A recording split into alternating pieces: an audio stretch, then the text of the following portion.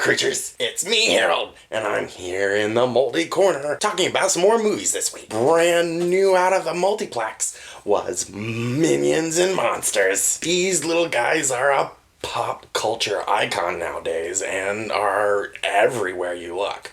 All kinds of merchandise and commercials all over the place. People just eat these guys up, and you know what? It kind of works. As a cartoon character, they work as like a big group that doesn't really talk. So that way, people can like put whatever feelings they want into the Minions. And that's why so many people gravitate towards them. After Despicable Me 2, I think the quality has kind of been like a little mid, but Illumination Sing I did really like a lot. And these Minion movies have been, you know what, they're entertaining, they're fun and entertaining. And this new one doesn't, disappoint. It's got a brand new concept, and it's introducing some characters that are different from their villain fare, which is something that actually gravitated me to watching this film. I was hoping to see a little bit more like Cthulhu, like mythos going on, but we'll get there. The story is really centered around the minion named James and his friend Henry. James loves to tell stories, and it's always getting all the minions in trouble, and it's always killing the masters that they're looking for, because that's the thing about minions is they want a big boss, an evil villain that they can follow and like help out, control the world and all kinds of things. Why they're like this, we do not know. They've been around forever, and this film talks about how there's like clans of them like roaming around. So a little bit of minion lore for you there. And this particular clan gets involved with the movies and in 1920s like old school films, like pre-sound films. And we get a bunch of homages to like pre-Hollywood cinema and a bunch of like references to other movies. Mostly you see like Charlie Chaplin and Buster Keaton and the Keystone Cops and like stuff like that.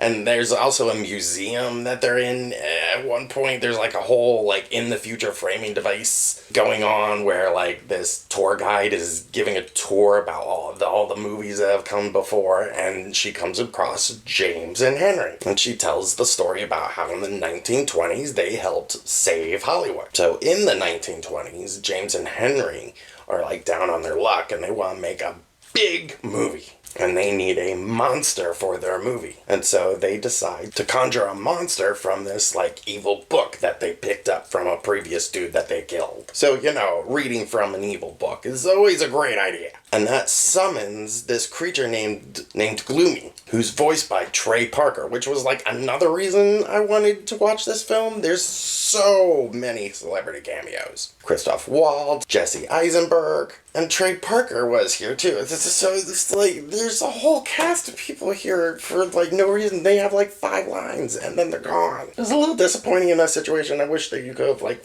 actually gave a little bit bigger character arcs, but I mean, what we're given is fun. This is a kids movie after all, but there's so many jokes and references for adults that, like, would kids get lost here? I feel like kids would get lost. Like, kids these days are not watching 1920s silent cinema. And under the stand, the jokes about silent movie stars going into sound. Like, I don't think it's an odd plot to give to kids. I'm not complaining.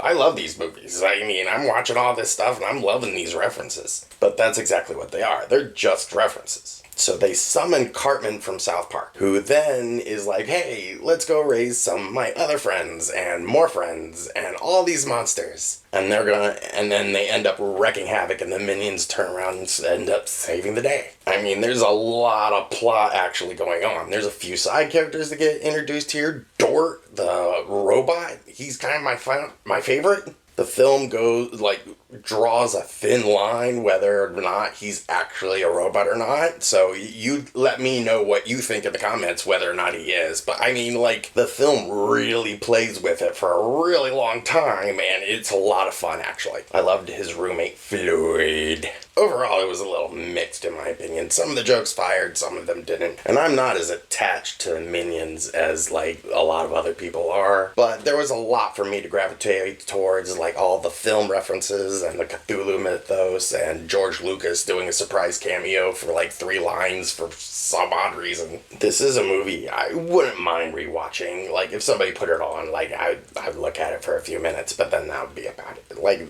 the CGI is top notch, the animation is incredible.